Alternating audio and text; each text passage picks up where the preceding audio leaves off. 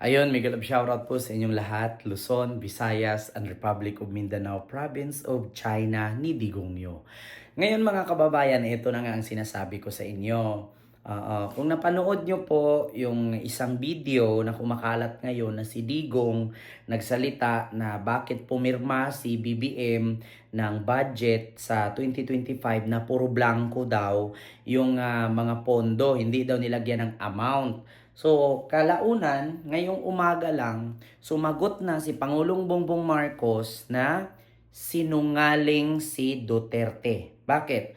Si Duterte daw, presidente din. Alam daw ni Duterte ang trabaho ng presidente na hindi ka basta-bastang pumirma ng isang budget na walang pondo na nakasulat or blanco. At bakit daw hindi busisihin ng tao kung totoo ba ang sinabi ni Duterte at ituro daw doon yung ahensya ng gobyerno na nakablangko ang pondo. Kasi ang sinabi doon at tinutukoy ni Duterte ay ang NIA at ang PCA or Philippine Coconut Authority at National Irrigation Authority. So bakit daw hindi pwedeng i-research ng Pilipino? Nandiyan naman daw yung website ni BBM para makita doon yung tinutukoy ni Duterte na NIA at PCA na blanco daw ang pondo. Ngayon, pag na-research daw ng Pilipino, yung naturang website, doon ninyo sabihin na sinungaling si Digong pag nakita ninyo na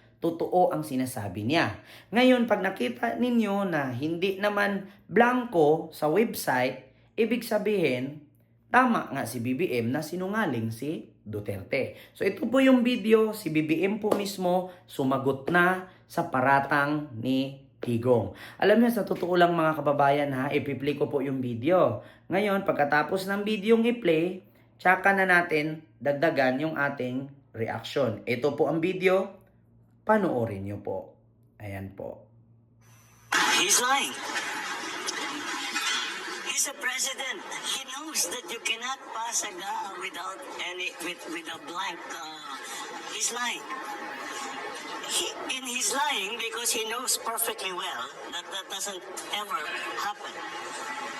Sa kasaysayan ng buong Pilipinas, hindi pinapayagan na magkaroon ng item ang GAA nang hindi nakalagay kung ano yung project at saka ano yung gastos, ano yung pondo. So, it's a lie. I was watching the news earlier today and people were saying it's 4,000 pages. Paano namin ibubusisiin yan? Ang gaganto para titignan namin isa-isa. Hindi na lang. Meron namang kopya that's available on the website of BBM. Tignan ninyo, huwag na ninyong busisihin isa-isa. Hanapin nyo yung sinasabi nila na blank check. Tignan ninyo kung meron kahit isa. Para mapatunayan na tama ang sinasabi ko, kasi nungalingan yan.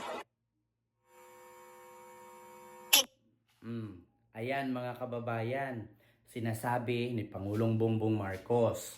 Meron namang website, busisihin ninyo doon yung sinasabi ni Duterte na blanco na ahensya ng gobyerno na wala daw nakasulat na amount o pondo. Ang blanco kasi doon na sinasabi ni Digong, ang NIA or National Irrigation Authority at yung PCA, ang Philippine Coconut Authority or nasa agriculture part yun. Kapag binusisi ninyo, ni-research ninyo ngayon sa website, pondo ng BICAM 2025, hanapin nyo yung sinasabi ni Digong. Nandyan naman yung page A.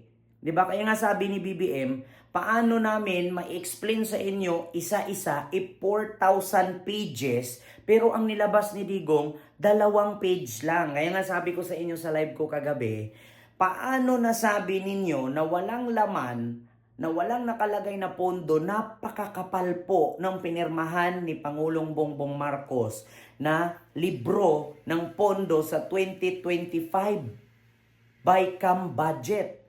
4,000 pages yan. 2 page lang ang nilabas ni Digong at ng congressman no, sa Davao. Oo, kaya nga, sabi ko sa inyo mga kababayan, lantaran na po na paninira ang ginawa ni Duterte. Ngayon, pag in-interview na naman sa media yung Lolo Fentanyl ninyo, sasabihin na naman niya yan, hindi ako ang may sabi niyan. Taong bayan ang nag-question, pero siya yung nagsalita sa live. 'Di ba? Kaya mga kababayan, may tanong ko lang sa inyo, paki-comment dyan sa comment section. May maniniwala pa ba kay Duterte sa kasinungalingan? Wala, alam nyo, yung style kasi ni Digong, nilihis niya yung issue. Para masapawan kung saan napunta ang confidential fund, no? At para masapawan ang extrajudicial killings at ang pagpasok ng ICC sa Pilipinas.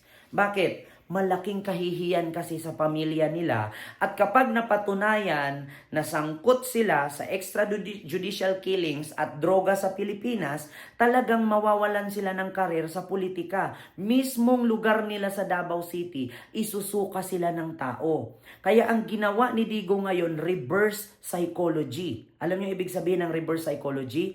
Ililihis niya ang issue para masapawan. Ang problema lang kasi ngayon, sumasagot si BBM, hindi katulad noon na si BBM tahimik lang. Sumasagot si BBM. Bakit? Reputasyon bilang presidente ng Pilipinas, ang siraan ka ng dating presidente na instead tulungan ka pa niyang hilaing pababa at pabagsakin. Kasi alam niyo kung bakit? Atat na silang makabalik sa pwesto para hindi sila makasuhan at makulong. Gusto nila na ngayon pa lang 2028 na. Kaya ngayon mga kababayan, uulit-ulitin ko po sa inyong lahat, Luzon, Visayas, and Republic of Mindanao ni Digong, Province of China ang Davao, na nililihis ni Digong ang issue patungkol sa confidential fund, ang impeachment ni Sara at pagsangkot ni Digong sa droga at extrajudicial killings para matabunan. At si BBM ngayon ang pag-initan ng taong bayan. Ang problema lang kasi ngayon, hindi na mabubura sa isipan ng tao na napakademonyo ni Digongyo. Yan ang totoo. Kahit maglulo si Digong dyan sa media habang nagpa-conference, hindi na paniniwalaan ng tao yan. Bakit? Ako pa nga lang, 200,000 ang nanonood sa akin. Sa tingin nyo, naniniwala pa kay Digong yan? Isa pa lang ako. Paano pa yung ibang vloggers dyan? Na mas marami ang views at subscribers kaysa sa akin. Kaya sabi ko sa inyo, buong mundo, OFW, buong Pilipinas, Luzon, Visayas, and Republic of Mindanao, Province of China ni Digong, may naniniwala pa ba sa Lolo Fentanyl ninyo? Bugok at tanga lang ang maniniwala, no? Sa kasinungalingan ni Digong. Mismong si BBM nagsabi, sinungaling siya. He is lying. Yeah. So yun lang mga kababayan, Luzon, Visayas, and Republic of Mindanao, Province of China, ang Davao City ni Digong, yung ating vlog ngayon. Sumagot na po si Pangulong Bongbong Marcos na sinungaling daw po ang Lolo Fentanyl ninyo. And I thank you, God first.